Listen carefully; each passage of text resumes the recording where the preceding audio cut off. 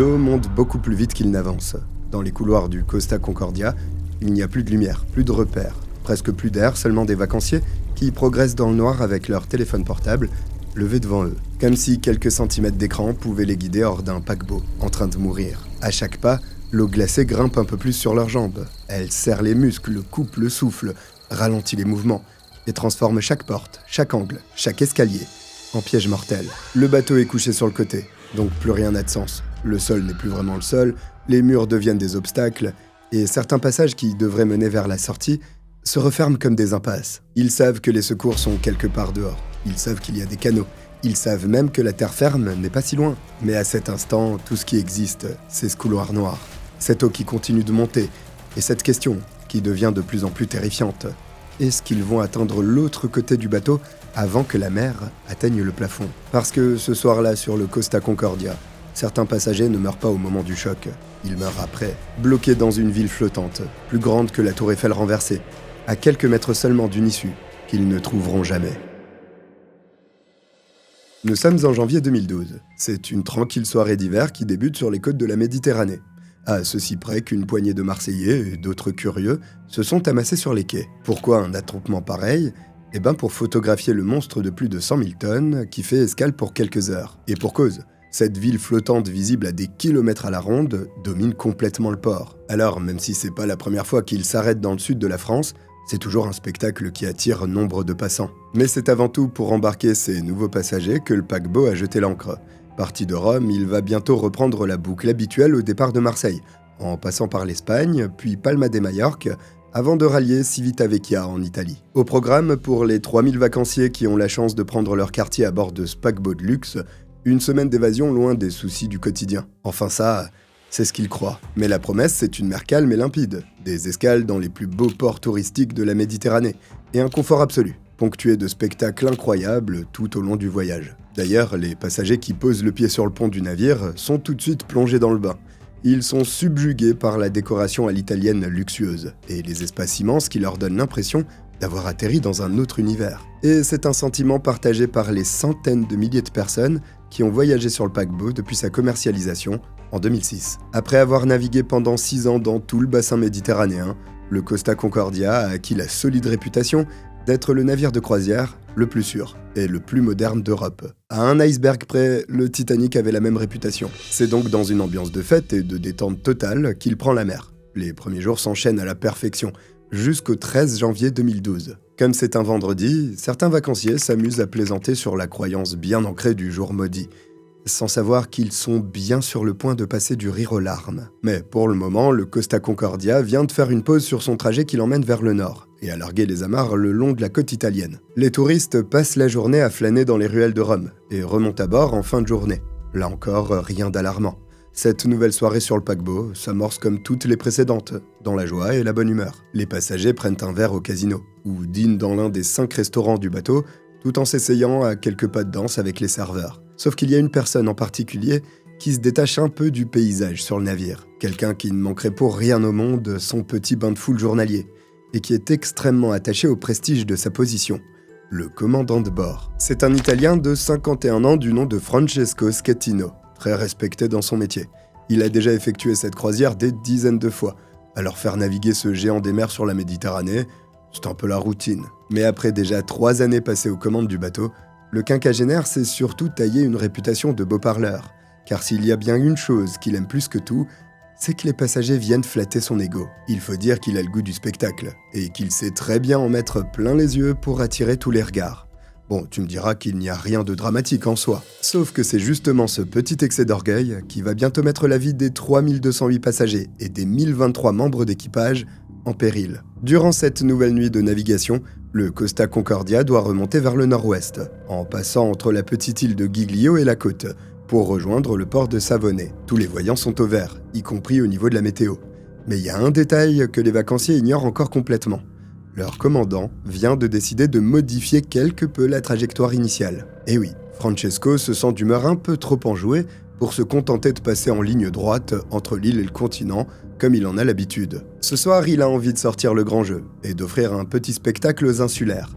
La manœuvre qu'il s'apprête à exécuter s'appelle l'Incino, ou la révérence en français. L'exercice n'est pas tenté par tout le monde, et pour cause.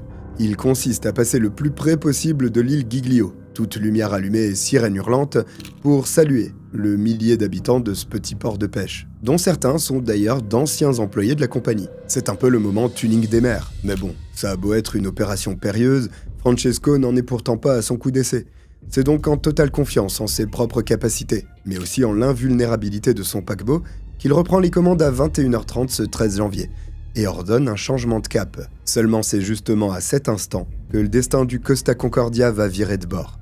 Aussi monstrueux soit-il, aucun navire n'est insubmersible, et aucun homme n'est infaillible. Les passagers, quant à eux, sont rassemblés en nombre dans la salle de spectacle située à l'avant du bateau, où un spectacle de magie est sur le point de débuter. Le magicien, c'est le gouvernement français, et il va faire disparaître ton salaire. Pendant ce temps, les gens ne se doutent pas une seule seconde que Francesco est en train de donner ses ordres au poste de commandement pour effectuer la manœuvre de l'Incino, au lieu de suivre sa trajectoire habituelle. Mais alors que le navire n'est plus qu'à 5 km de la côte de Giglio, le début d'une dispute éclate entre le commandant et son timonier à la barre. Si tu l'ignores, le timonier c'est celui qui tient la barre et qui répond aux ordres du commandant. Enfin, normalement, parce que là, les deux hommes ne sont pas d'accord sur la marche à suivre. Sauf que pendant qu'ils se chamaillent, le Costa Concordia, lui, il continue tranquillement sa route en direction de l'île. Du coup, Francesco a pris du retard sur l'amorce de son virage et doit virer bien plus fort que prévu pour rattraper sa trajectoire, ce qu'il ordonne aussitôt de faire au timonier. Mais ce mouvement brusque provoque une réaction à laquelle personne ne s'attendait. Il fait chasser l'arrière du bateau comme une voiture qui dérape sur la glace. Manœuvre cool, style Fast and Furious?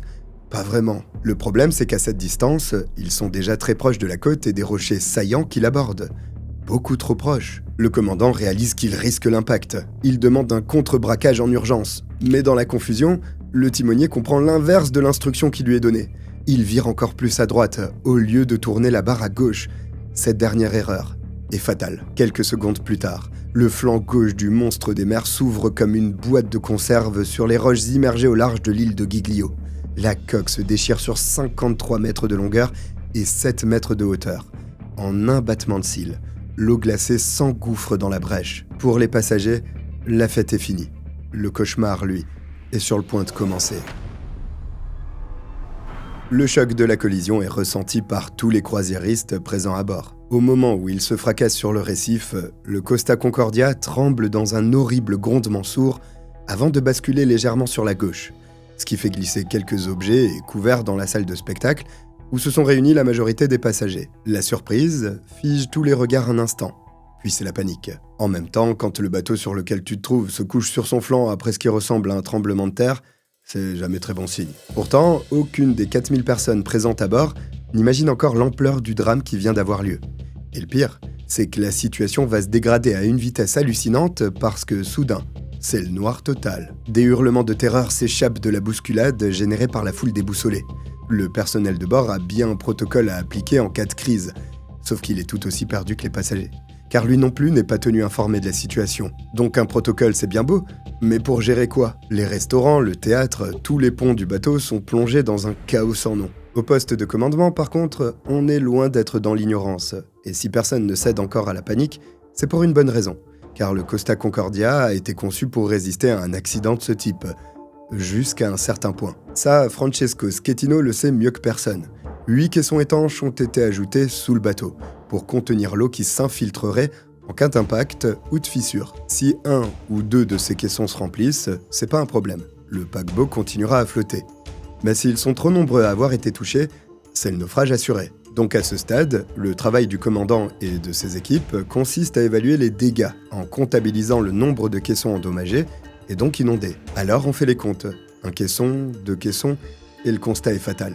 Sur les 8, 4 sont déjà perdus. En tant que diplômé d'une prestigieuse école d'officiers de la marine marchande, le commandant comprend dès cet instant, et sans le moindre doute, qu'il ne s'agit plus que d'une question d'heure avant que son paquebot finisse au fond de l'eau. Tout espoir est déjà perdu. En cas de doute, il suffit juste de baisser les yeux sur les alarmes des machineries, qui illuminent la console de navigation comme un sapin de Noël. Ça pourrait paraître joli si ça voulait pas dire que le bateau sera bientôt un garde-manger à poissons. Mais même plongé dans la lumière rouge des alertes moteurs et assourdi par les alarmes qui hurlent en boucle, Francesco refuse d'admettre la réalité. Il s'empresse de contacter le responsable des machines pour faire un bilan de la situation, bien qu'il sache déjà ce qu'il en est. Et effectivement, Le technicien lui confirme d'un ton ahuri que les seuls compartiments à ne pas avoir été noyés sous des tonnes d'eau ne sont plus qu'au nombre de 3, et que tout le système électrique du navire est déjà hors service. Il s'énerve même face à la demande incompréhensible de son supérieur, qui insiste pour connaître les numéros des caissons en question,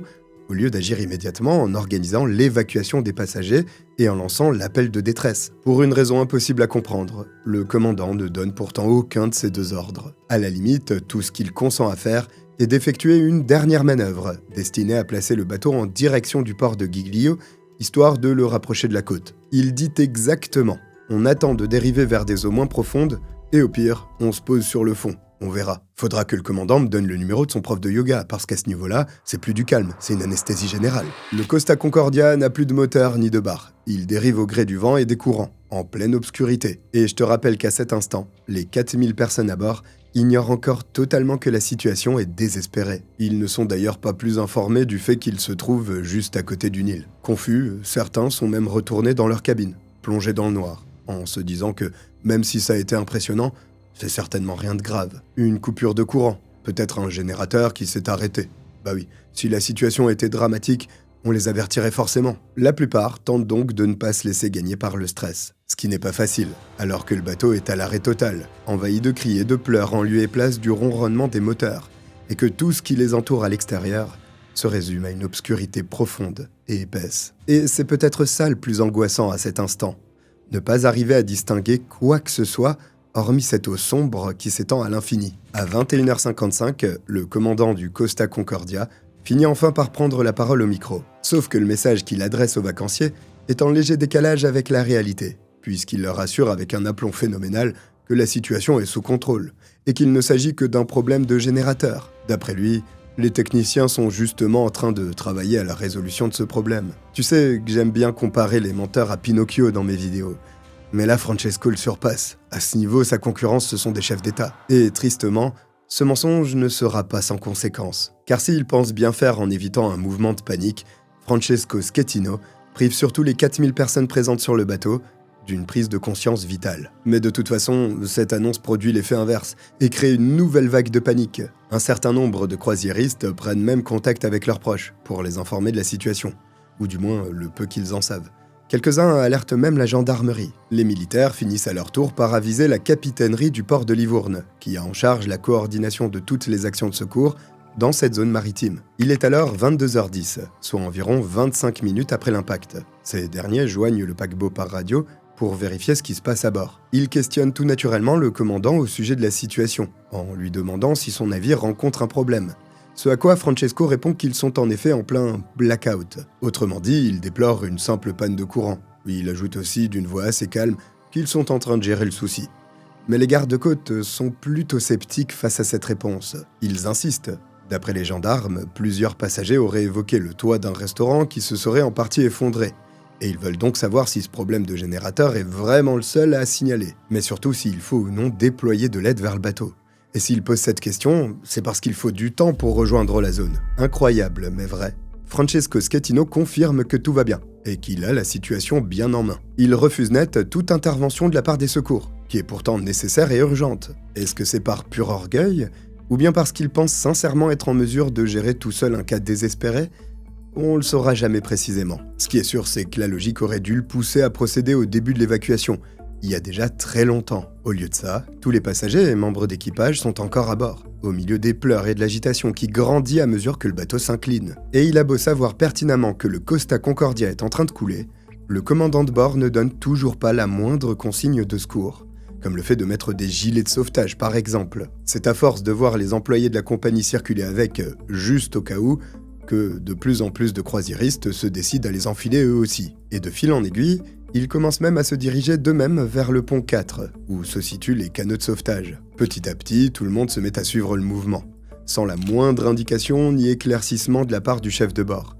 Une peur intestinale prend le contrôle de la foule, et provoque très vite la cohue dans les escaliers. Un mouvement de foule s'enclenche, des gens tombent et se marchent dessus, tandis que d'autres tentent de rassurer leurs enfants en crise de larmes. Ils leur répètent que ce n'est rien de grave, juste une panne de moteur, et qu'ils préfèrent simplement anticiper une possible évacuation en cas de réparation compliquée. En fait, ils ignorent encore que l'eau est en train de dramatiquement monter sous leurs pieds, et qu'à cause de l'inertie de l'équipe de commandement, Nombre d'entre eux vont y laisser la vie. L'anarchie règne déjà sur le pont 4. Le paquebot, qui est maintenant bel et bien échoué, penche franchement sur son flanc gauche et masse la foule de l'autre côté. L'attente est lourde, suffocante même pour certaines personnes qui parviennent à peine à respirer, écrasées par leurs voisins. Ils sont entièrement livrés à eux-mêmes, mais l'instinct collectif les pousse à s'agglutiner devant les chaloupes de secours. Et à raison d'ailleurs. Seulement, une scène totalement surréaliste se produit à ce moment-là.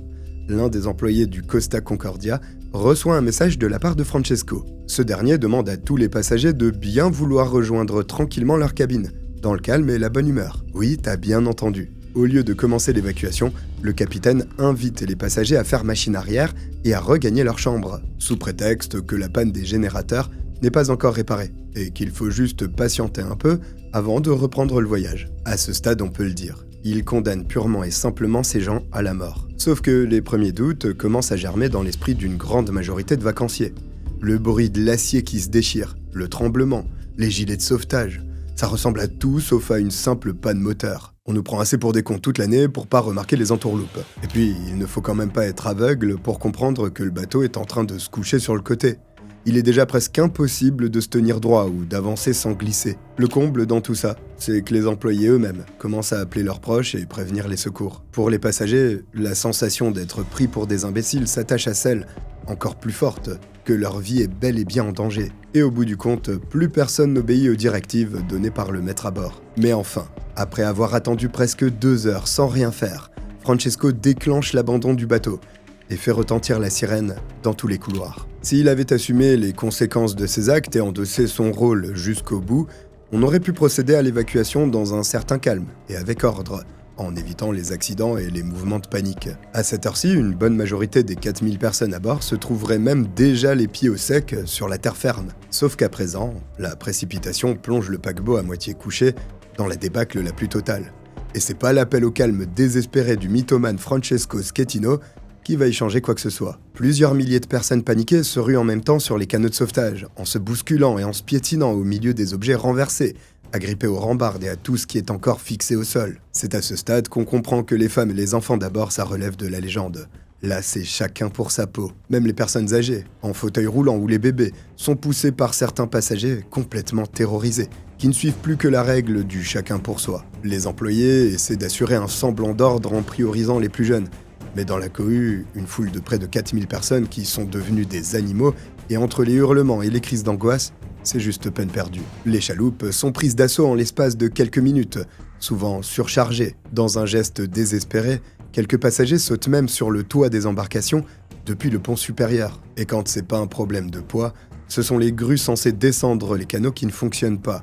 Bien sûr, aucun membre du personnel de Costa n'est présent pour essayer de dégripper les machines. Et puis le fait d'avoir donné l'ordre d'évacuer avec un retard de près de 2 heures a évidemment des conséquences désastreuses. Car le paquebot est maintenant tellement couché que le pont sur lequel se trouvent les canots de sauvetage s'éloigne de plus en plus de la surface de l'eau. Résultat, les câbles ne sont plus assez longs pour atteindre la mer. Certaines chaloupes deviennent tout bonnement impossibles à mettre à l'eau, à mesure que le Costa Concordia bascule. À cause de l'inclinaison de la coque, elle racle et tape contre la paroi métallique. Une première embarcation se renverse dans un crissement métallique et précipite plus de 150 personnes dans l'eau noire et gelée qui frappe le flanc du navire. De nouveaux cris de terreur s'élèvent dans la nuit. Des hurlements rapidement suivis par d'autres, lorsqu'un second canot se décroche brusquement de la structure pour s'écraser plusieurs dizaines de mètres plus bas. Finalement, les premiers cadavres commencent à flotter à la surface de l'eau, immobiles et silencieux. Là, tu dois sûrement te demander ce que fait Francesco pendant que l'anarchie règne sur son bateau. Eh ben, il s'occupe de l'évacuation. Mais de l'évacuation de lui-même, tranquillement de son côté. Ça paraît incroyable dit comme ça, mais oui. Ce commandement expérimenté, reconnu par ses pairs, choisit d'abandonner à leur sort plusieurs milliers de passagers paniqués. Il se fait la malle. Du côté de la capitainerie de Livourne, on a bien compris que le problème n'était pas seulement de l'ordre de la panne. Et un homme suit la catastrophe minute par minute. C'est Gregorio De Falco, officier des gardes-côtes italiens. Il tente de faire de son mieux pour organiser l'arrivée des secours dans les plus brefs délais. Mais pour ça, il a besoin de rester en communication avec le commandant de bord. Problème, Monsieur Schettino est aux abonnés absents. L'officier des Falco comprend très vite que le capitaine du Costa Concordia n'est tout simplement plus à bord, ce qui le fait sortir de ses gonds. Il parvient finalement à le contacter par téléphone, alors qu'il est en route pour le port de Giglio, sur l'un des premiers canots de sauvetage. On le met où dans le classement des pourritures, notre cher Francesco? L'échange qui va avoir lieu entre les deux hommes va devenir l'un des plus célèbres du domaine maritime. Dès le départ, l'officier ne passe pas par 4 chemins. Hors de lui, il ordonne à Francesco Schettino de faire demi-tour, de monter par l'échelle de corde la plus proche et de retourner immédiatement à bord de son navire. Il doit porter assistance aux passagers encore bloqués sur place et lui faire un rapport sur le nombre de blessés. En bref, il est prié de faire son devoir. Mais terrifié, le commandant refuse une nouvelle fois de prendre ses responsabilités. Il supplie la capitainerie. Gregorio De Falco le coupe immédiatement. « Non, pas de « je vous en prie ». Remontez à bord immédiatement, qu'est-ce que vous faites? Je suis en train de coordonner les secours. Comment vous pouvez les faire d'ici? Montez à bord et coordonnez les secours de là-bas, vous refusez? Non, je refuse pas. Je peux pas y aller parce que mon canot s'est arrêté. Vous remontez à bord, c'est un ordre. Vous devez rien avoir d'autre en tête. Vous avez déclaré l'abandon du navire, maintenant c'est moi qui commande. Remontez à bord. Est-ce clair? Des gens sont morts, Schettino. Maintenant, allez-y. Combien de gens sont morts? J'en sais rien, au moins un. C'est votre boulot de me le dire. Il fait noir, on voit rien du tout. Qu'est-ce que vous suggérez, Schettino? De rentrer chez vous? C'est compris, monsieur. Alors allez-y. La communication se coupe sur cette dernière invective. Pourtant, Francesco ne remettra jamais un pied sur le paquebot. Il débarque à Giglio, où il part s'enfermer dans le seul hôtel de l'île, pendant que ses passagers se noient sur le bateau qu'il a lui-même envoyé par le fond. Et c'est loin d'être la fin de cette histoire. En attendant, ce sont les insulaires eux-mêmes qui viennent en aide, comme ils le peuvent, au premier groupe de touristes débarqués sur le port. Toute la population de l'île s'organise en une immense chaîne humaine pour prendre en charge les naufragés en leur prodiguant les premiers soins et en leur fournissant couverture chaude et vêtements secs. Mais certains vont encore plus loin. Le maire adjoint de l'île, Mario Pellegrini, saute carrément dans un canot et monte à bord de l'épave, risquant sa propre vie pour aider les passagers restants à évacuer le navire. Dans un couloir immergé du bateau, il tombe sur un groupe de 9 personnes bloquées avec de l'eau jusqu'à la taille. Il parvient à les extraire une à une de ce piège mortel, juste avant qu'il ne soit trop tard. Au moment de sauver le dernier naufragé, l'eau a quasiment atteint le plafond. Sur le Costa Concordia, les dernières chaloupes qui peuvent être mises à l'eau quittent la zone du sinistre, pleine à ras-bord. Mais il reste encore plusieurs centaines de passagers, prisonniers de la carcasse du bateau, qui est à présent complètement couché sur le côté. Là encore, c'est le maire adjoint qui s'improvise commandant de bord, en prenant tous les risques, notamment pour aider ceux qui se sont réfugiés sur la coque glissante du navire, et qui tentent de descendre vers les sauveteurs en s'agrippant à des cordes suspendues. D'autres choisissent plutôt de traverser le paquebot, pour rejoindre l'autre bord, où les secours effectuent des allers-retours à bord de Vedette et de Zodiac, pour tenter d'évacuer le plus de monde possible. Mais pour ce faire, il faut emprunter la partie la plus immergée de l'épave, dans le noir complet. Quelques groupes tentent quand même leur chance en progressant à la seule lumière de leur téléphone portable dans les couloirs inondés. L'eau glacée leur coupe de plus en plus le souffle. Elle monte à vue d'œil. Impossible de savoir combien de temps il leur reste avant qu'elle n'atteigne le plafond et qu'ils ne puissent plus respirer. Plus que jamais, ces vacanciers qui pensaient vivre une croisière de rêve comprennent que leur vie pourrait prendre fin ici et maintenant, sans qu'ils ne réussissent jamais à atteindre l'autre extrémité du bateau où les gardes-côtes les attendent avec des canots et des couvertures. La mort guette au détour de chaque porte bloquée, de chaque passage impossible à dégager, et certains d'entre eux ne parviendront effectivement jamais à traverser ce dédale de couloirs sinistres. Pris au piège, un homme et son petit garçon se noient avant d'avoir pu faire demi-tour. Ces 2 victimes viennent s'ajouter à la liste des 4 premiers décès constatés par les secouristes au petit matin, après une nuit entière passée à la recherche de rescapés. Malheureusement, tout le monde s'attend à ce que ce chiffre s'alourdisse au cours de la journée, car les disparus, eux, se comptent par dizaines. Un constat dramatique que l'on ne doit qu'à un seul homme, Francesco Schettino. D'ailleurs, il va pas réussir à échapper très longtemps à la justice, car il est cueilli dès l'aube dans sa confortable chambre d'hôtel par la gendarmerie italienne.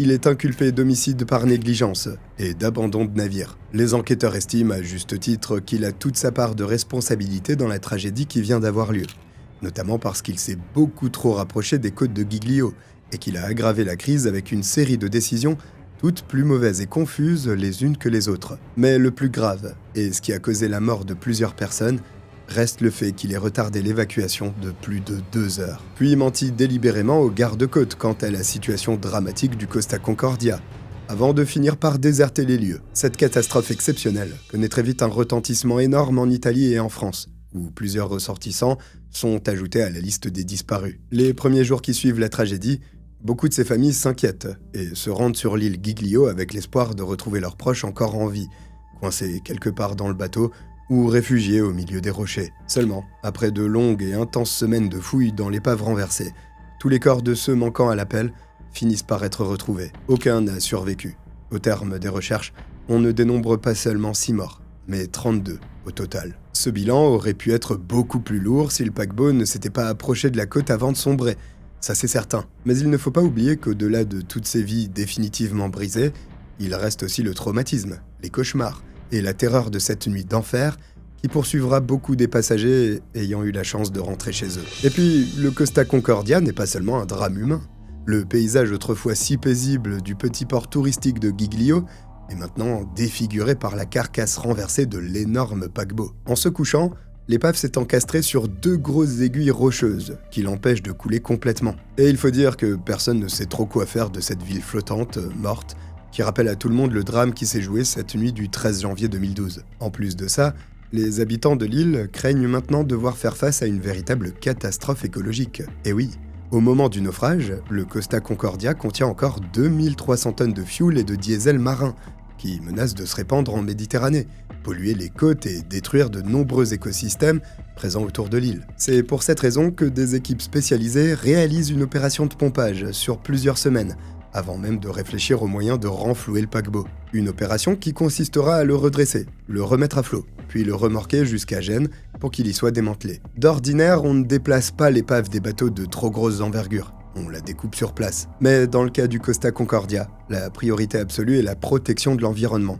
Ce qui veut dire qu'il faut à tout prix le conserver intact pour que les polluants qu'il contient encore restent à l'intérieur. C'est pour ça que cette mission est extrêmement complexe. C'est même la première fois dans l'histoire maritime qu'on essaie de renflouer une épave longue comme 3 terrains de football d'un seul bloc. De par la position du navire, qui est plus qu'instable sur les rochers, et surtout sa taille colossale, les premiers experts mandatés sur ce projet n'envisagent d'ailleurs pas une seule seconde de le conserver en l'état. Seul l'un d'entre eux, Nick Sloan, accepte de relever le défi. Il est considéré comme l'un des meilleurs spécialistes au monde dans ce domaine, mais même avec son expérience, il doit bien admettre que l'opération a peu de chances de réussir. Pourtant, contre toute attente, il parvient à réaliser l'impossible avec son équipe de 500 plongeurs et techniciens, après presque 3 ans d'efforts acharnés. À lui seul, le chantier de renflouement aura coûté près d'1 milliard d'euros à l'assurance de la compagnie, soit 2 fois le prix du Costa Concordia. Ouais, le malus va piquer après ça. L'île de Giglio retrouve enfin son calme et son charme habituel. Mais l'histoire ne s'arrête pas pour autant. En Italie, tous attendent de l'ouverture d'un procès d'une ampleur colossale, celui de Francesco Schettino, le commandant du Costa Concordia, rendu célèbre par sa lâcheté incompréhensible et son profond manque de professionnalisme. L'événement, qui débute au mois de février 2013, est suivi par tous les médias du pays. Personne ne comprend pourquoi ce capitaine chevronné a enchaîné mensonge sur mensonge après l'impact, ni comment il a pu cumuler autant de mauvaises décisions qui se sont avérées fatales. Pour une énorme majorité d'Italiens, il incarne à lui seul le visage de ce drame sans précédent et de toutes ces vies gâchées. Tout le monde a envie de voir la justice s'exercer d'une façon exemplaire.